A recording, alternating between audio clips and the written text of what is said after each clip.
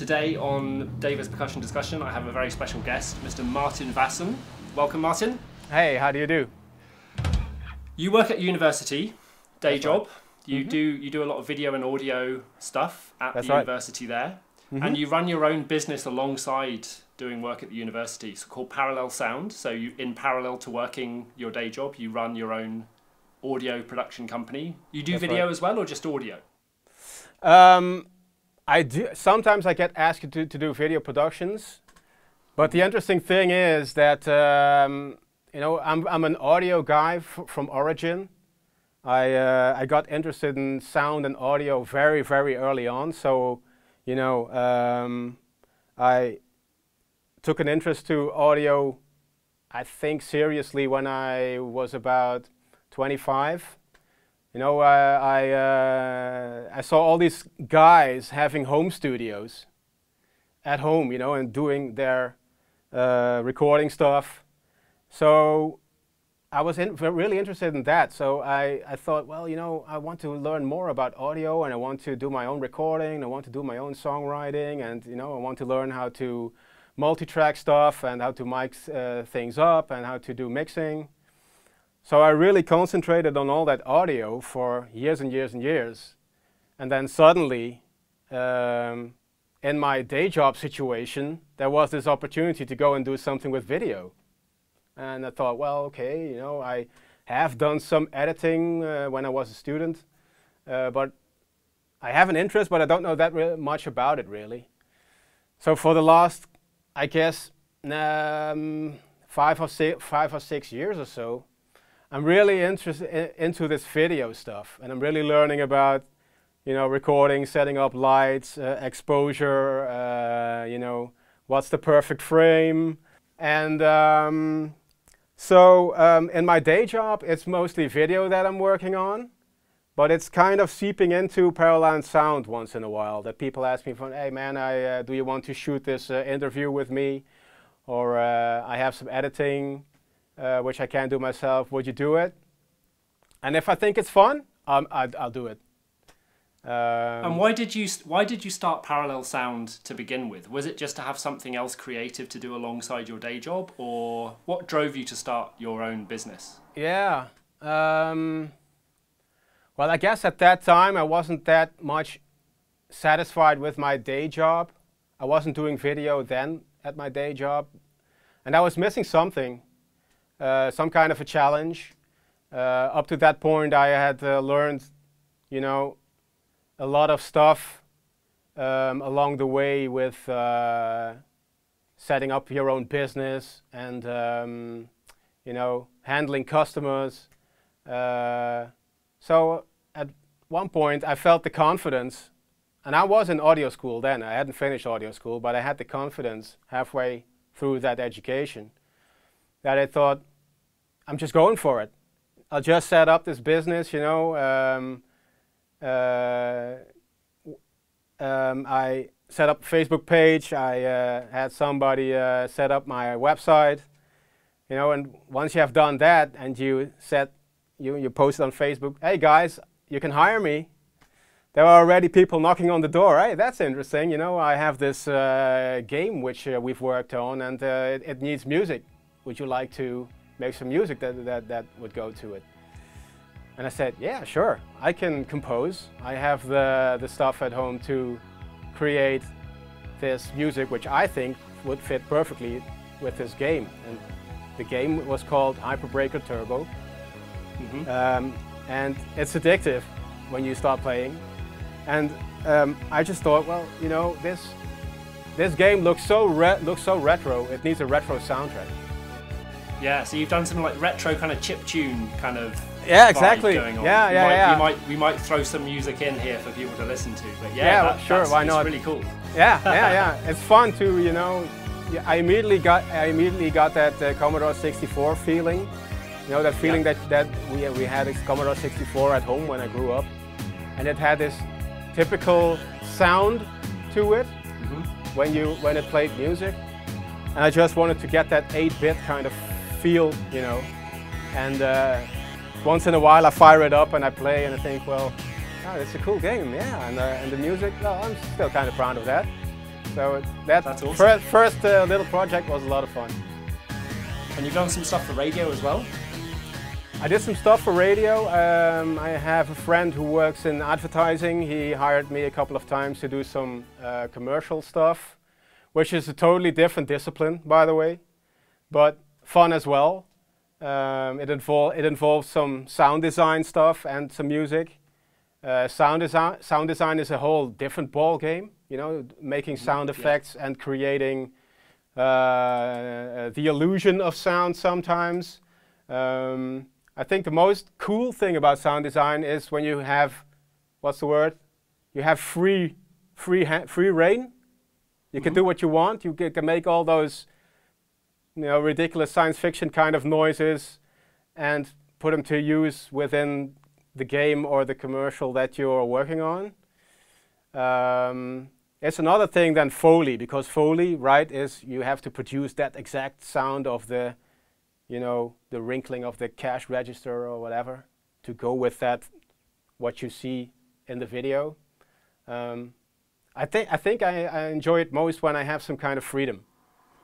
Nice. Have you managed to get drums into a game or a radio commercial? Yeah, I did. I did this radio commercial. This is a secret, by the way. I did a radio commercial for, I can't remember what it was. It's on my website. I can't remember the product. But the music that was needed was jazz brushes, you know, the brushes on the snare drum. And at that point, you know, I couldn't play it. I had to do it. You know, I first did the swirling on the snare drum, and then the second take I did the hits on top because I couldn't do it at the same time. Don't tell anyone. It's fine. That's how a lot of people record stuff. You know, one track at a time, and they just layer it up. That's right. At that point, yeah. You know, I didn't play that much drums, and I thought, well, it's about the result eventually. Yeah. So it's fine. It was only later that I decided that I wanted to be a better live drummer. You know, you obviously can't record. You can't multi-track yourself. You know, first do the swirling with the brush, and then you have to do everything in real time when you are live on stage. So at one point I decided, you know, it's time to pick up the drums for real again and become a better live drummer. Nice. Let's talk about live drumming. Yeah. Because you've performed on stage. You have a band called Days of the Soyuz. That's right. Yeah. Which is a very atmospheric. Describe it to people. How would you describe Days of the Soyuz? Well, I guess you can say that. You know those black and white movies from the 20s and the 30s that didn't have any sound underneath them? They didn't have any sound. And you might know this, but you know, people went to the theater back then, and there was pictures on screen, and there was a piano player or somebody who accompanied those pictures with music. Yes. That's exactly what we do with Days of the Soyuz, except we don't have a piano player. We have this band, which sounds like a space rock band, actually, and we play. It sounds so great. Yeah, but it is. It's so much fun to be part of this, and we play to this grainy footage of American and Soviet spaceflight.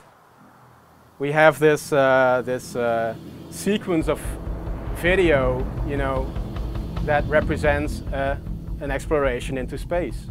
You have we start off with a liftoff sequence, and then we are in an orbit, and then an astronaut leaves the capsule to go on a what's the word? Spacewalk, and so on and so on and so on, and then we venture into space, and we return back to Earth at the end.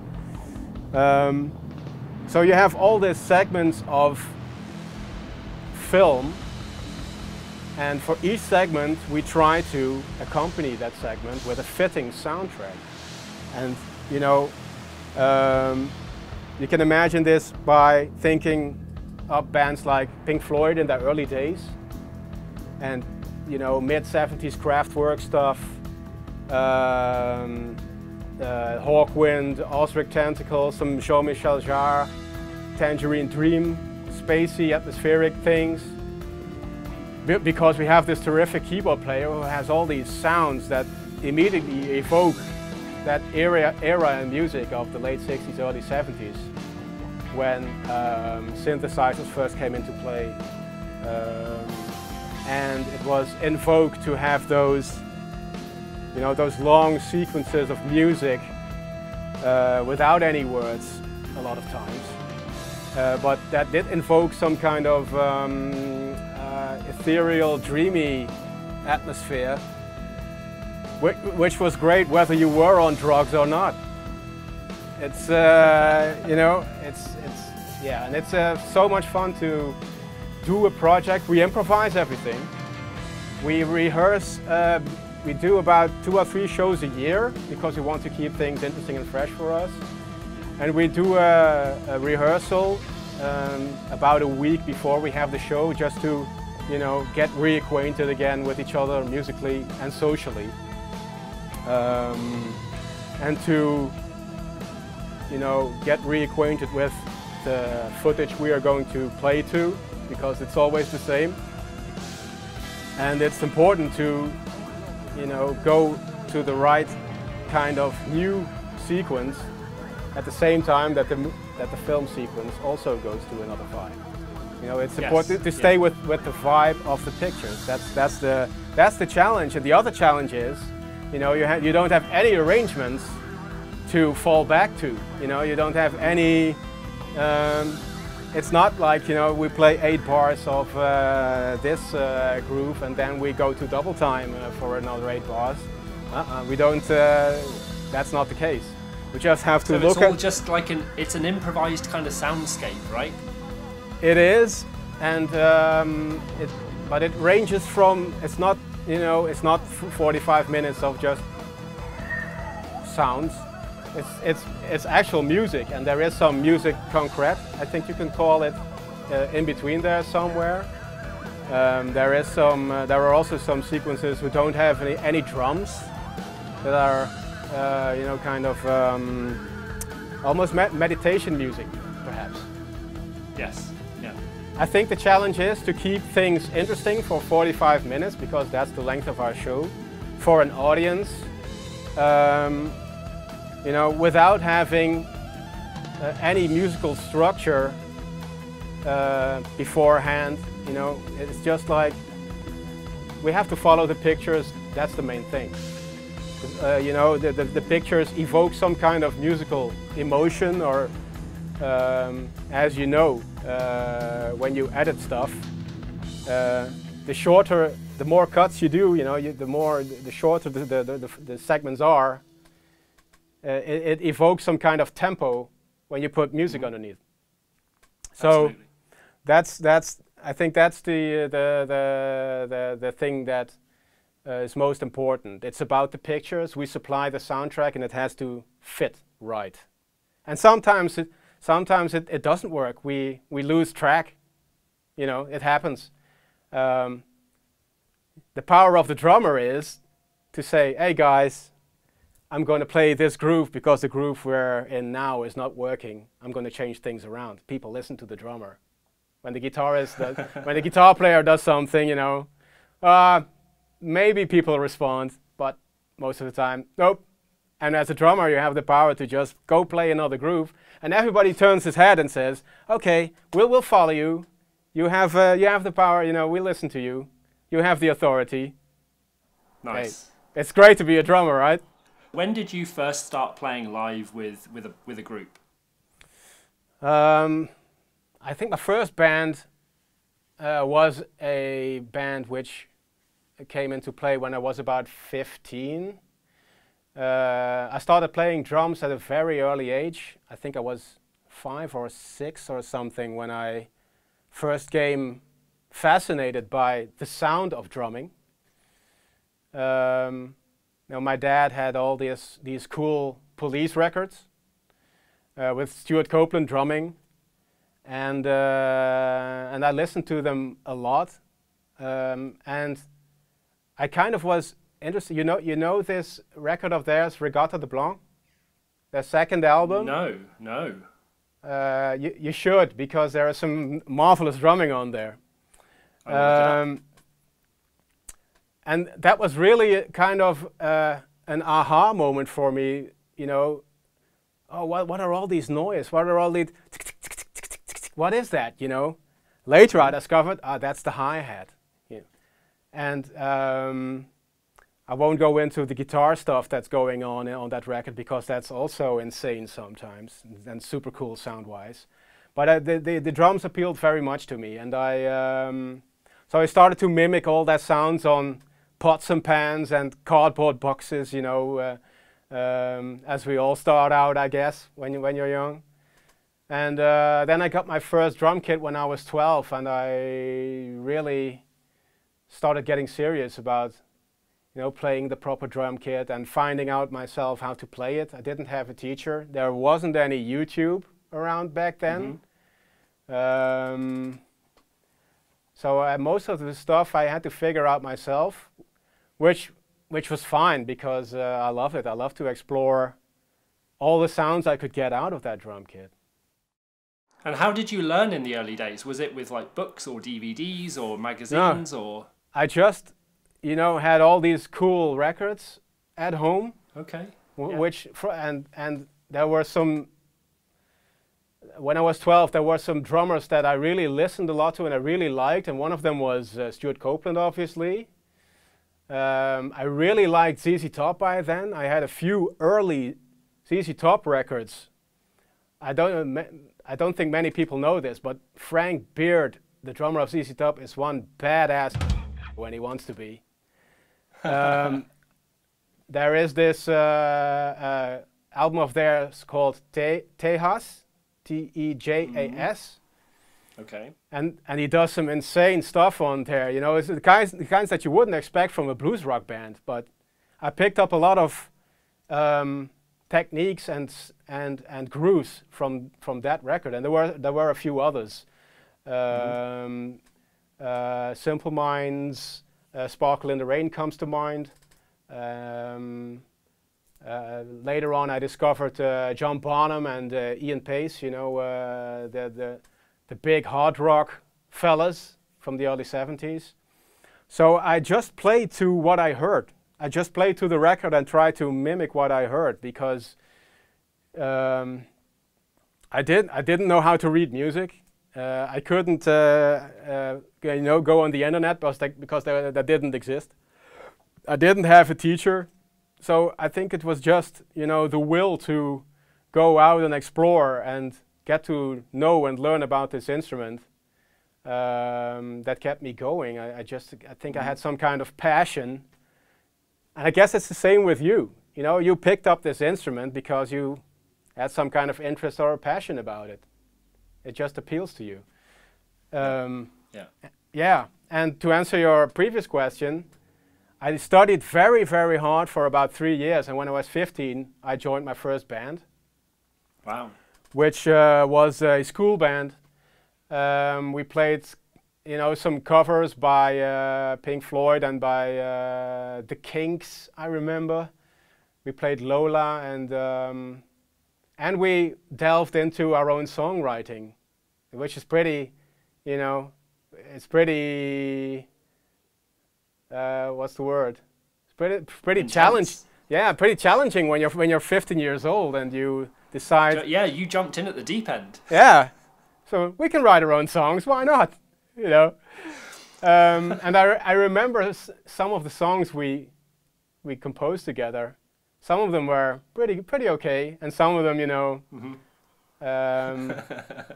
let's forget about experimental. Those. Experimental. Yeah, let's keep it at that. Yeah, exactly. You know. And is that band still in existence now? No, it's not. But I still, you know, the singer from that band. Did he sing then? No, I think he was the keyboard player in that band. He started singing later on. Still one of my best friends, and we played together in Fabric Royale, the band I played in before Days of the Soyuz, and I played with him, you know, I think all throughout the 90s in several bands and projects, you know, you find somebody, I hope you do find somebody, I hope you'll get the same experience. You find people with which you have some kind of musical click, maybe, some kind of musical, you know, you have the feeling that you're on the same page, musically speaking. And this guy, Robert Hugh Brown, I play in his solo project now as well. You know, we just can't we can't seem to get rid of each other. We have been friends for about 30 years, and we still play this music together, and it is great. Yeah, I think when you found awesome. your perfect bandmates. Well, I wouldn't say it was perfect because we had hurdles too. That goes with being in a band too. But you know, when you have a good vibe with a musician, musically and socially speaking, why not revisit each other when you want to? Mm-hmm. You said something interesting there about what you learn through drumming. So you've been in various bands since, so you were learning, kind of picked up the drum bug when you were kind of 6, you got your first kit at 12, you joined a band at 15, you started writing stuff. Yeah.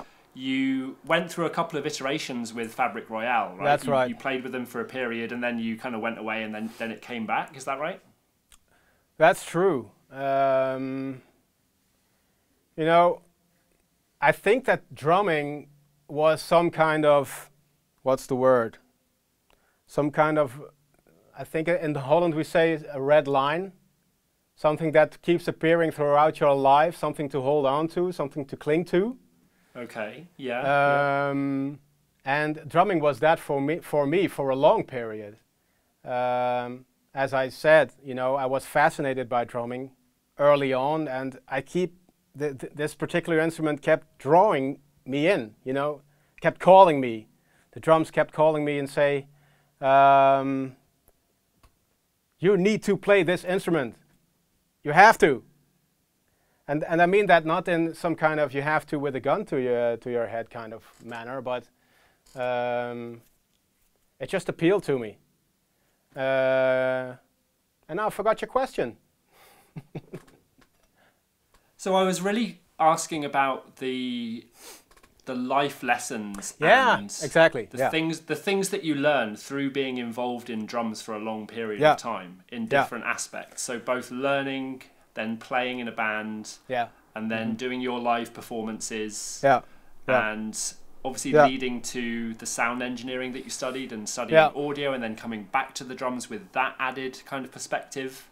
And you learn a lot along the way. So what are some of the things that you've learnt about yourself and about life from drumming? Yeah, exactly. So I was talking about that red line. That must be an English expression which fits better, but and at one point I figured, you know, I want to make drumming my career. I want to make it my life. You know, I had this dream about becoming a really good drummer and having this really cool band and touring the world. And you know, I guess a lot of people dream about that life, and so did I. And so when you're actually in a band for the first time, you notice that, okay, here is all kind of this, not only musical stuff that you learn, you know, like listening to the other guys and anticipating to what somebody else is playing, but it's also I guess the psychological and social stuff about it. You know, it's give and take when you're in a band, you know. You can't just say, I'm always right. My idea is always the best idea for this song. That doesn't work that way. You have to exchange stuff, you have to listen, you have to respect each other as musicians, you have to keep talking. You have to sometimes kill your darlings. You have to, as I said, you have to give some and you have to take some. So sometimes you know, you get overruled. And I was always this loner kid. I didn't have that much friends. That seems dramatic, but I don't mean it that way. But now I'm in this band and I have to learn, you know, how to deal with other people in a family-like setting, because your band is your family, man.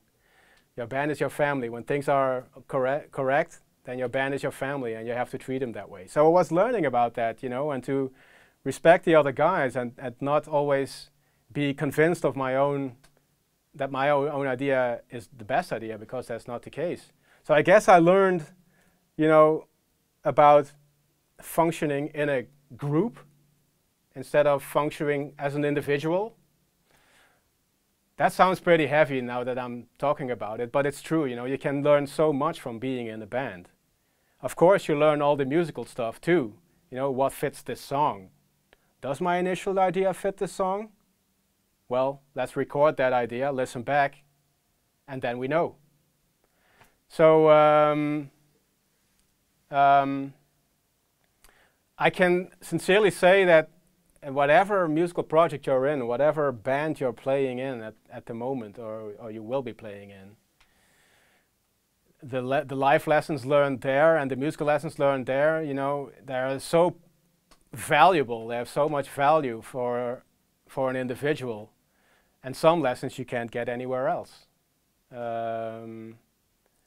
I know that when we started out with Fabric Royale, for instance, which was in the early 2000s, we had several personnel changes, and at one point, you know, there were those 4 guys, and it felt like a tribe. It felt like a tribe of warriors. You know, every time we were in the rehearsal room and we were working on our song material, or when we were on stage together, it truly felt like, hey man, you know, I wouldn't say we're at war here, but we're, you know, we're more than mates. We're more than fellow musicians. We are, you know, we belong together in this moment to play this music. We're on a mission, man. You know, something like that. And that's a special feeling. That's the feeling that you belong somewhere within a certain group, within a certain setting, whether it's musical or not. But I guess we all want to belong somewhere eventually. Yes. Do you feel like you were looking for that, or do you feel like it kind of happened to you and then you discovered it? Was it something you were seeking, or it just, did it? I think subconsciously I was searching it for a long, long time. And when you eventually find it, you instantly recognize, this is it. This is the place where I need to be right now. These are the people that I have to complete this mission with right now. And we did that for a couple of years back then, and the whole thing collapsed at one point. This was in the early 2000s? This was in the early 2000s. The whole thing collapsed for several reasons. And, you know, I started reflecting my playing at this point. One moment.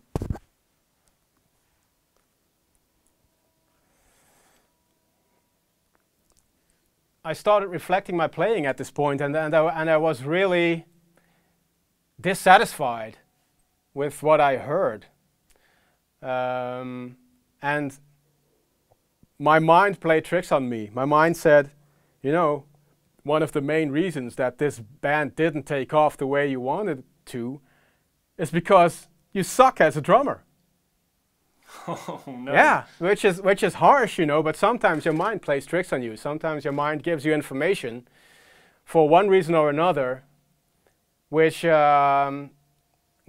throws you off balance. And the consequence was that, you know, I didn't play drums for 10 years.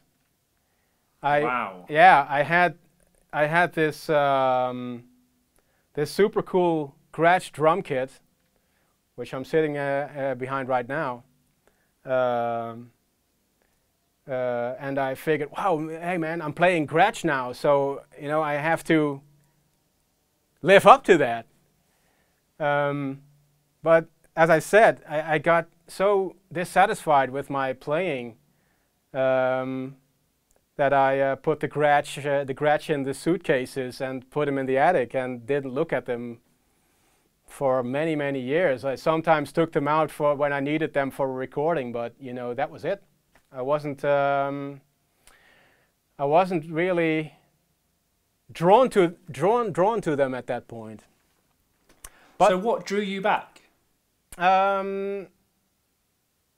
What drew me back was that the members of Fabrique Royale did remain friends, and the guitar player, who is also in Days of the Soyuz right now, he is still one of my best friends, and he remained one of my best friends, and we visited each other throughout that 10-year period frequently.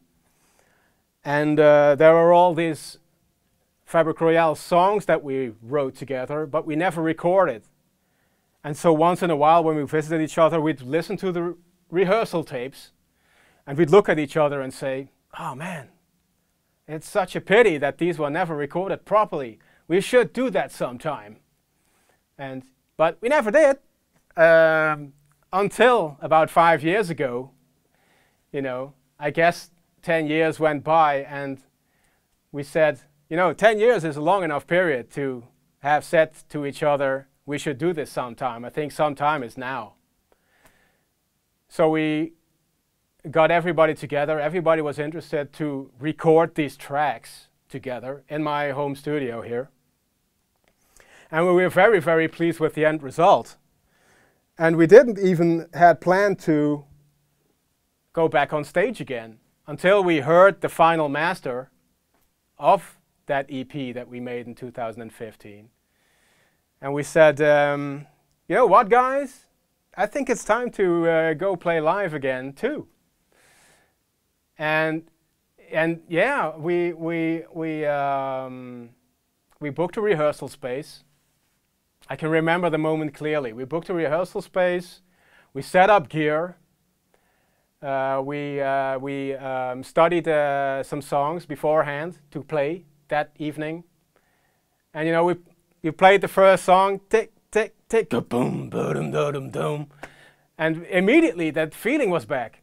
The feeling of, you know, hey man, it's again those four guys playing that particular music, and it gives me that tribe feeling again, and it's great. I wouldn't go that far as to say that I missed it, because I did other interesting stuff during those 10 years, but you know, I immediately had that special feeling again, and that hit me in the face. I thought, wow man, it's wow. So nothing changes as far as that is concerned. And we were all, you know, thrilled about going back to the stage again. It took some polishing. It didn't always work to do it in a live setting, but you know, we had some great times, and we met some great people. You know, that live on the road, when you're a band, live on the road, it's great. Yeah. So where have you played? We played all throughout the southern part of the Netherlands, and we played one show in Belgium too, in Antwerp, which was kind of challenging because there was a what's the word in English? There was a limit as far as the decibels we could produce. Yeah. Allowed, which was hard for you know, when you're playing loud, heavy guitar riff rock music. But we played a lot of shows. We played in Amsterdam too, and we have a lot of good memories about it. But you know, and playing live for an audience, that's a big thrill.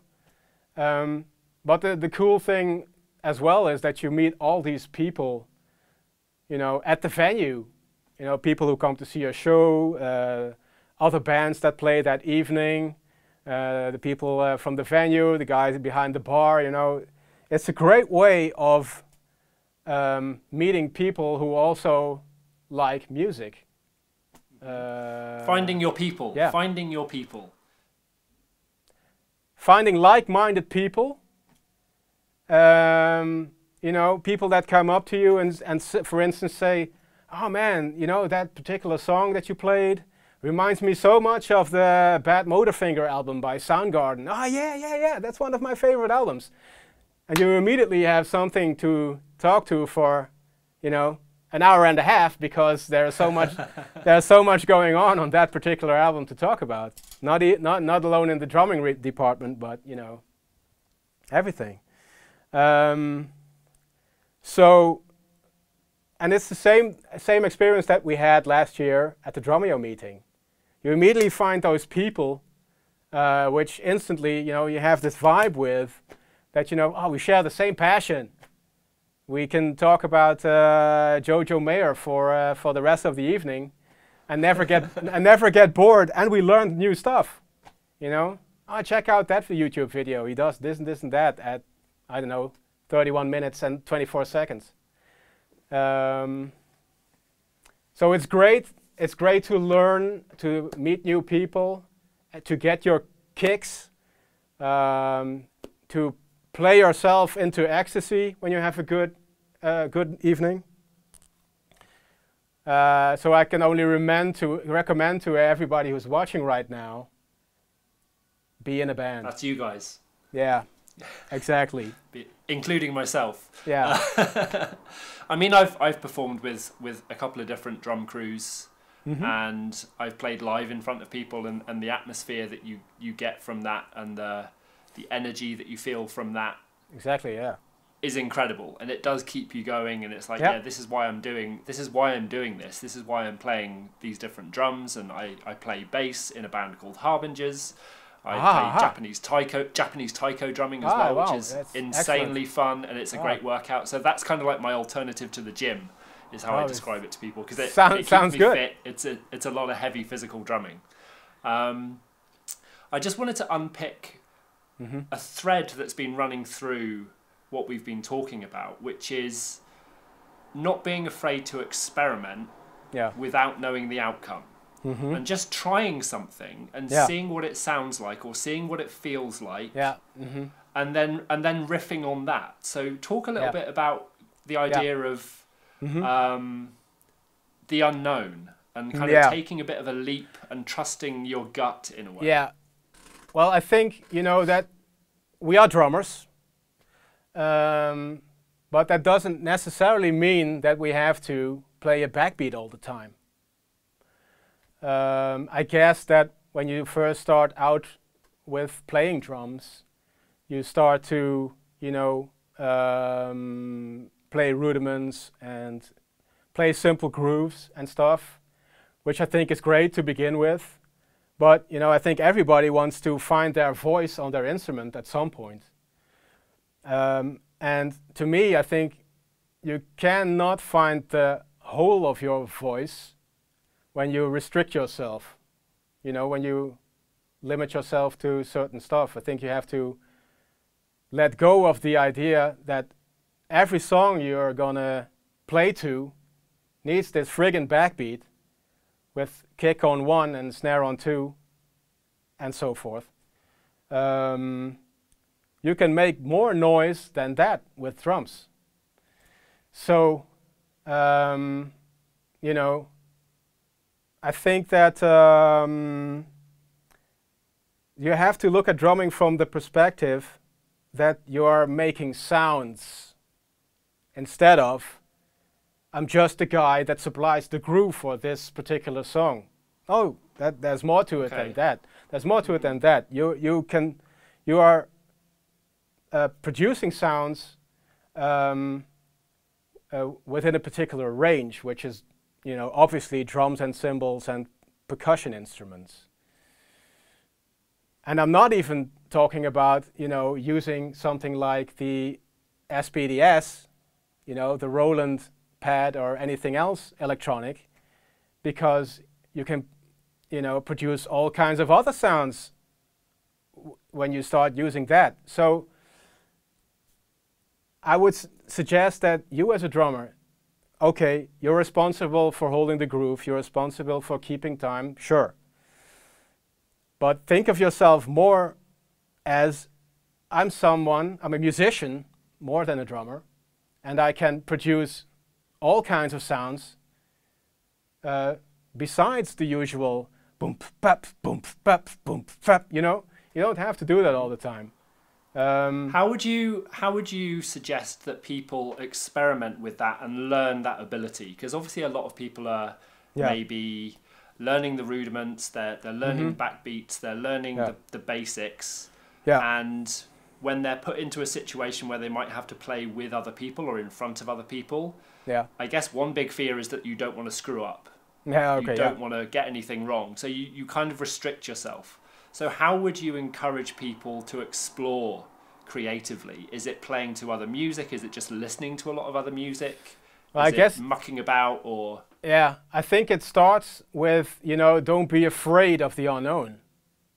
And don't be frightened by, you know, the possibility that you might make a mistake, or that you might be, you know, start to play a groove and it doesn't exactly work out like you had planned it to.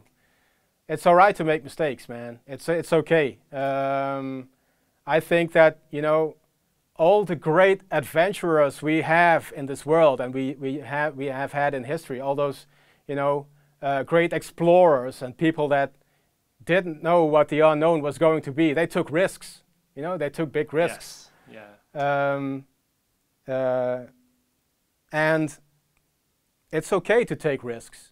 It's all right, you know. I think that some of the most interesting music, or some of the most interesting sounds produced, come out of, you know, letting go of all the conventional playing that we're used to playing, and just, you know, try something else. And it can be, you know, groove-wise or sound-wise or rhythm-wise. There are so many possibilities which you can alter your setup or your usual patterns that you play. And I guess it's fair to say that for some people that comes naturally. You know, they just hear a song without any drumming, and they instantaneously have this idea, you know, to go and play this or that, you know, pattern on top of it, and use this or that snare drum with this or that tuning. All that stuff matters, man. You know, the pitch of your snare matters. A low tuned snare can give a song a totally different vibe than a super high pitched snare. But in the beginning, you're obviously not focusing on stuff like that, because if your knowledge is very limited, so I guess I'm asking for myself, because my knowledge of drum kit is really limited. I've not been playing that long.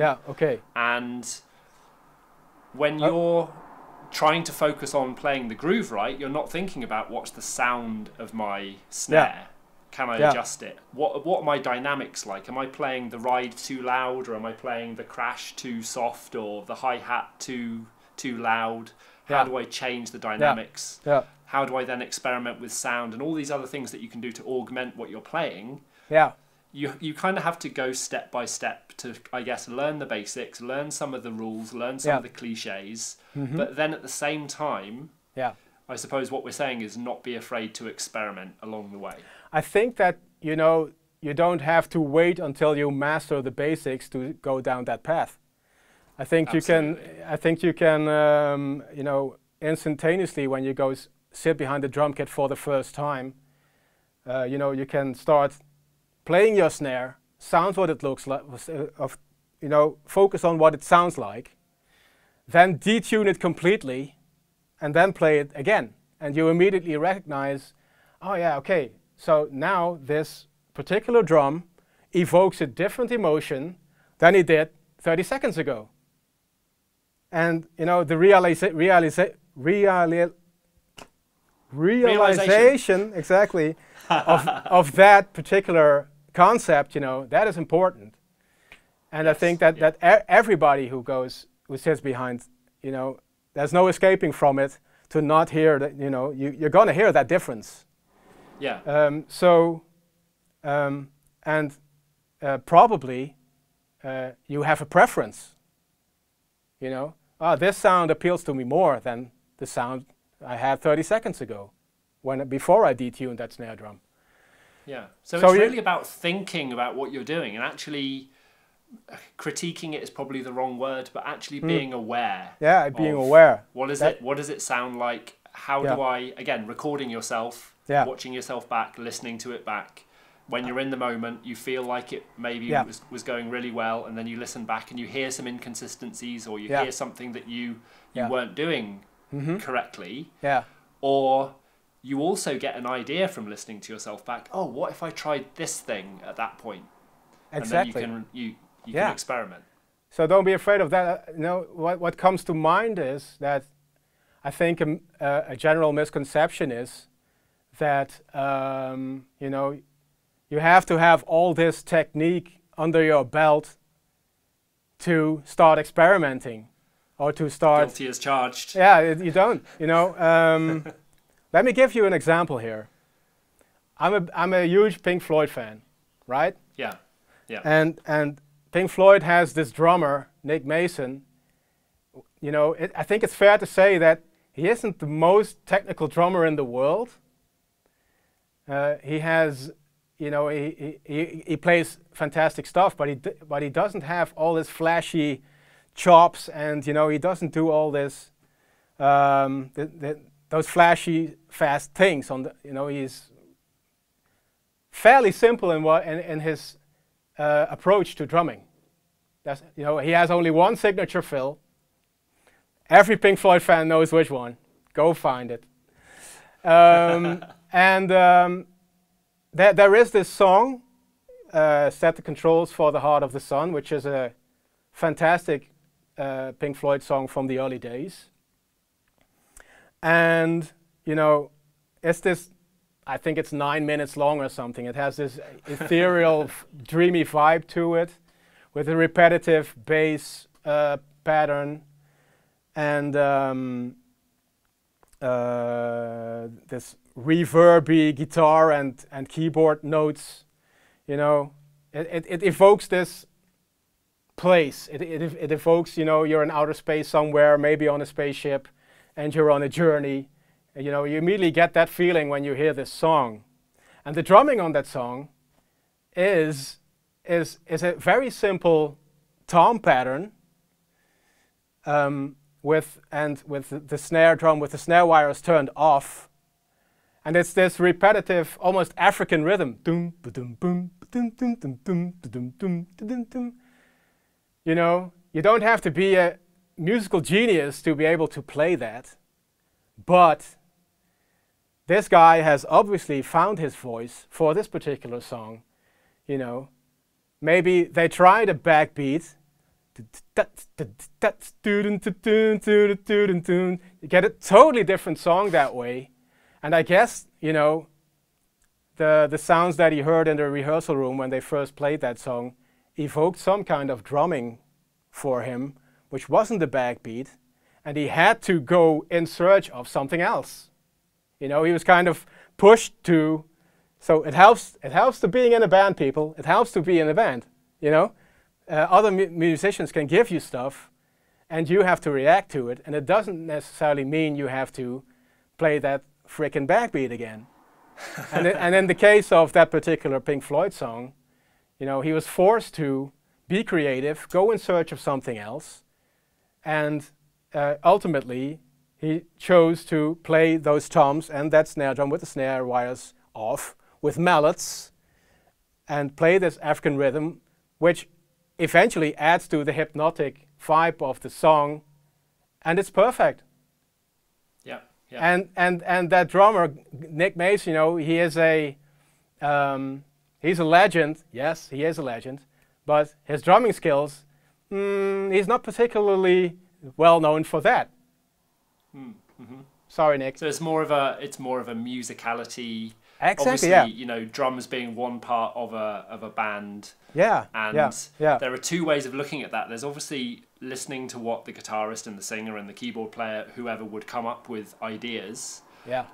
And then putting what you feel works, or like going out and finding something on the drums that would work with what other people have come up with. But you can also flip that around, and you can also come up with a drum part yourself. Yes. And then present that to the other people that you might be playing with and saying, hey, what can you do with this groove? What can you do with this pattern? I think that you know, it's not always how things are commonly going within a band, that the drummer is the guy who says, or the girl who says that, hey, you know, from behind the drums, I have an idea for a song. You know, mostly as the guitar player with his big mouth. You know, he's in the rehearsal space, he cranks up the amp, and he says, I got a new riff for a new song, listen to this, man. And we all have to anticipate on that. But you know, you're so right when you say, you know, it might just as well be the drummer who is the person in the room who says, it's time for a new song, man, and I have this super cool groove which I worked out at home. Have a listen to this, and see if you guys can come up with something that matches that. There is this great drummer. I'm a huge fan of the band Camel. They are a prog rock band from the 70s. The drummer they had back then is a guy called Andy Ward. And I'm a huge fan of his playing. I guess that, you know, he's the kind of drummer who sometimes, you know, puts his finger up from behind the drum kit and says, hey guys, I have this super cool groove, and it's okay to play that groove, you know, when I'm at home on my practice kit over and over and over and over and over again, just to get my kicks. But we might as well make a song out of this. You know, there are a few of the of Camel songs which originated from a drum groove, which he came up with. You know, listen, for instance, to a song like Skylines. It's a ridiculous. What's the word? It's a 9/16. 9/16. Okay. Really odd time signature, yeah. It's odd time, yeah, but it flows, and it, you know, you don't, when you're listening to it, you know, it doesn't feel like odd time. It just feels like this groove that, you know, you can bob your head to, and you know, you can, which you don't want to stop actually, because it feels so good to listen to those drums as a listener, and to, you know, to really enjoy the groove which is the basis for that song. You know, so the drummer can easily be somebody in the band. Doesn't have necessarily to be all time or anything, but you know, come up with a groove that maybe doesn't have kick drum, or maybe you know, play a really ridiculous hi-hat pattern instead of the, you know, the 8 notes that we are used to. You know, throw a towel on the snare, throw a towel on the floor tom. You know, I don't know. Just play kick. Just only play kick drum. You know. There is this this YouTube video of Stewart Copeland. You know, and he is teaching some guys in the audience, and he says, you know, you don't really need a backbeat. You know. Sometimes you only just need a kick drum. So, and he plays, you know, this groove from, what's the song? Bring On the Night. And it's just hi-hat and kick drum, and it doesn't have any snare at all. But it grooves, and it's great to listen to, you know. So when you're a beginner drummer and you don't have all this technical stuff, but you want to experiment, go out there and, you know, be a writer, be a composer for your band, then you know, the simplest concepts can make your groove stand out, can make your groove something else. Just like I said, you know, don't play snare drum all throughout the song, or you know, exchange your hi-hat for a you know, for electronic drum pad, and program some silly synthesized percussion sound to play whenever you play that pad. No, it's not just the rhythm and the groove that you're supplying to the rest of the band that will set up that new song that you are composing together. The sound that you produce, let's talk about sound again, the sound that you produce evokes some kind of emotional reaction from the rest of the band whenever you start playing. You know, when you start, for instance, when you caress the drums with brushes and play a brush groove on hi-hat, on snare, or whatever, that will evoke another response sound-wise from the guitar player, as that you open up the hi-hat and bash on your snare like a caveman, you know, because that's when that will probably the guitar player will engage his distortion pedal and start shredding away. So again, you as a drummer have the power to define what that new song that you're working on will be like. Don't underestimate that ever. You know, and don't be afraid to change something. I guess like a scientific experiment, you just change one thing at a time. Don't overwhelm yourself with trying to think you have to do all this crazy stuff. That's right. Play one beat and then change one thing. Change exactly. where you're putting your right hand or your left hand. Like move stuff around, but just change one thing. Yeah, really good advice. You can keep it simple. And are you working on anything new at the moment? Oh man, I'm working on lots of stuff. I think the most interesting thing at this moment is that I just joined this new wave electro band called. They're called Fools of Liberty. And when you first time you hear them, the feeling I got is, well, wow, man, this is some kind of Sisters of Mercy record that I never heard before, because they really come close to that sound that the Sisters of Mercy used to have. But the challenge is that on the recording that they used, this band, Fools of Liberty, the drumming is a drum machine. And I'm now part of that band as a live drummer, and I have to find a way to play those challenging parts which somebody who is not a drummer programmed into this drumming machine. You know how it goes. They think differently. I have to find a way to, you know, I aim to play those parts literally, which is even a bigger challenge. But you would have to put your own interpretation on it, right? You'd have to come up with something that's a little bit different from a drum machine. Yeah, but I can kind of feel that the band leader of that band has a preference that, you know, when I join that group on the live stage, would want to hear exactly what he's used to when they are in the rehearsal space without me, right?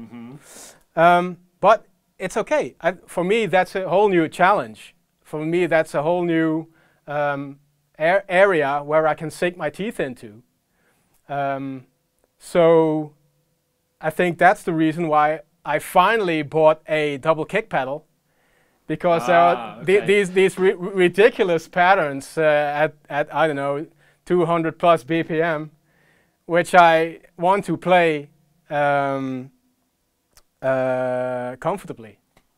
Yeah. So your foot falling off. Exactly. I'm going to need my feet. So, you know, for me that's a new challenge and a new impulse to say, okay, maybe this is a good time to actually start practicing double kick playing. So I'm really into that. I did propose another sound to the band leader as the ones you hear on the record. You know, I can mimic, I can play those exact sounds. You know, I have electronic stuff which I can, but as a sound guy, because I studied sound engineering, I don't know if we mentioned this, as a sound guy, I thought it would be more interesting to find another voice on the drums that would fit that particular kind of music. You know, new wave music. You know, you can think about The Cure, Killing Joke, early Simple Minds, all that kind of stuff. So the sound from that era which I really liked was, you know, the early Cure sound, which has this really dark drumming sound, you know, low tune snare and big size rototoms and the particular trashy splash kind of sound cymbal wise. So I put together a drum kit just like that. So I have my own voice which fits that particular style, but it's just comfortable for me to play. You know, I rather play acoustic drums than electronic drums if I'm fair, if I have to be fair. But it's fun. It's fun to go and search for a particular voice for that particular band or that particular musical project to perfectly fit that music style. Mm-hmm. It's fun. So you're rehearsing at the moment, are you? Or have you got any gigs planned? Yeah, I'm rehearsing at the moment. We have gigs planned at October, which will be my first gig with that band. I really look forward to it. I guess everything starts again in October. We have October gigs with Days of the Soyuz again. Okay. I'm looking forward to that. There is this other band I used to be in from the 90s called Stuff is Stuff, which we're also having a reunion with. So I guess, you know, all these musical projects come along on my path, and it's so much fun to grab them and to see, all right, what kind of fun can I have with this, and what kind of new stuff can I learn with this. So I guess, you know, drumming should be fun and should provide you with new skill and new information and new life lessons, in my opinion. You know. Yeah. You can. You can take so much out of your drumming, and it's okay to be aware of that once in a while. So to know, oh yeah, what did the drumming give me, you know, the last couple of years? I hope you had some enjoyment. I hope you had fun, because you know it's important. For me, it's very difficult to practice something when it isn't fun. You know. I'm not the kind of guy who plays paradiddles for about an hour at 180 BPM. You know, it's no fun. So I'm constantly looking for fun ways to practice and to get ahead in drumming. And experimenting. So really, it's about, like you say, having fun, experimenting with your sound, coming up with some new ideas, trying stuff out and not being afraid if it doesn't quite work the way you expect it to. And sometimes that's the best thing. It doesn't quite work as you expect it to, but something else comes out of that. That's and true. Sharing what you're doing with other people. I'm a big proponent for sharing stuff, obviously on platforms like Drumeo and Instagram and YouTube and podcasting, and just spreading the kind of spreading the love, sharing the love of drums. I think that showing that I think that's an interesting subject that you bring up. You know, sharing stuff. I think it's fantastic that we live in an age now that it's so easy to be able to share stuff. You know, you just throw something online and people can watch it and learn from you. Back in the day when I first started out, that was really not the case. You know, you just had to gather your own information from here and there. You know, there was this show on TV called Rock School. I don't know if you remember that show. It was about... No, I'm not aware of that. 1985, 1986. It was this British TV show where people, you know, instructed drums and instructed playing guitar and instructed bass on TV. You know, and that was really, you know, about the only thing that I could get new information from. I also had this mentor person, was a colleague from my dad, who who also played drums, and he sometimes come to the house and give me his old sticks and his old drum heads for me to have, and he tune my drums, and we talk about drumming, and you know, when you tune it like this, it sounds like this, and this drum head is double plied, which means it sounds more like this. Listen to the difference. You know, so that mentor person, his name was Jos.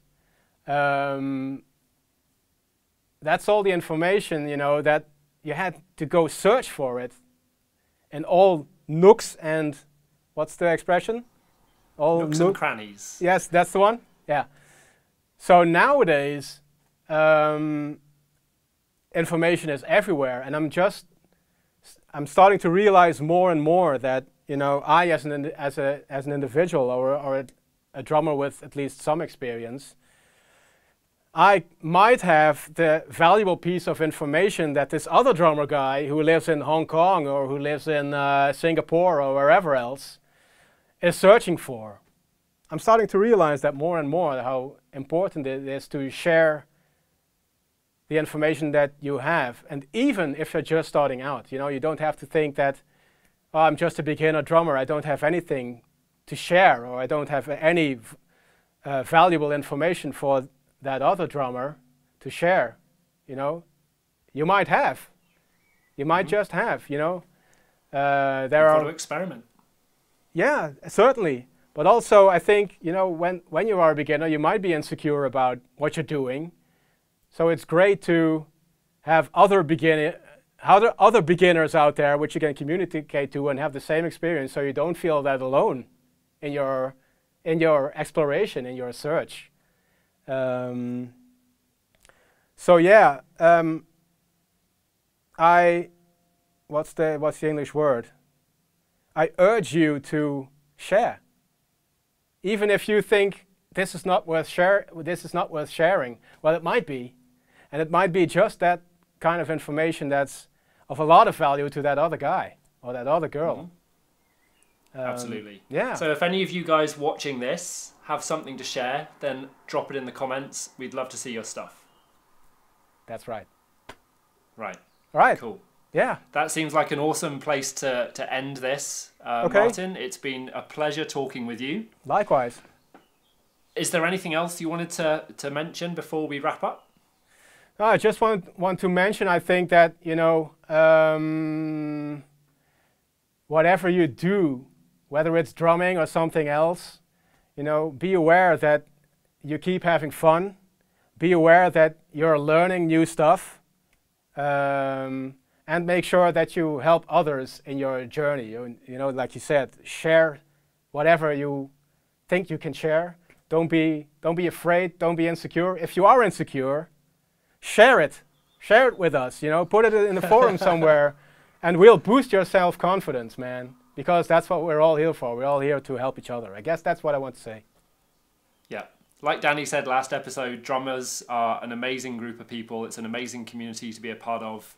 And sharing things, even when you feel like you're not worthy, then other people will see the value in you sharing stuff, and they'll encourage you, and it's just a great community to be a part of. So it is. Share away. Show us what you're working on. Share your struggles. Don't be afraid to talk about what you're working on and what you're having a problem with. Yeah. Because there's a lot of other drummers that will step in and support you and help you out. Yeah, exactly. I don't have anything to add to that.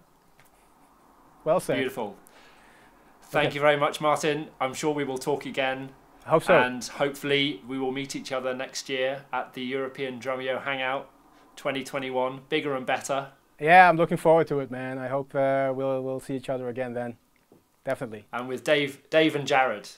Yeah. They're obviously going to be there. And Michael Shack. Obviously, you know, I'm just going to tell you who's going to be there. Michael Shack, Dave and Jared from Drumeo. We'll maybe get Kyle over as well. Who else? I hope so. Yeah, I hope so. Yeah. Maybe Aaron Edgar. I would love to meet him in person. I think he's a great drummer, great teacher. But absolutely. You know, whatever, it's going to be awesome. And Brandon Taze, is that the correct pronunciation? I think I'm getting that right, Brandon. I'm not really sure. Bring them all over, man. Bring them all over. all come over to Europe and to Eindhoven in 2021, and we'll have a big party, and you're all invited, so can't wait for that. And definitely. Cool. Thank you very much again, Martin. We'll catch you soon. Thank you, and have a great day. Talk to you later, mate. Talk to you later, guys. Cheers, buddy. Bye-bye. Thanks, guys.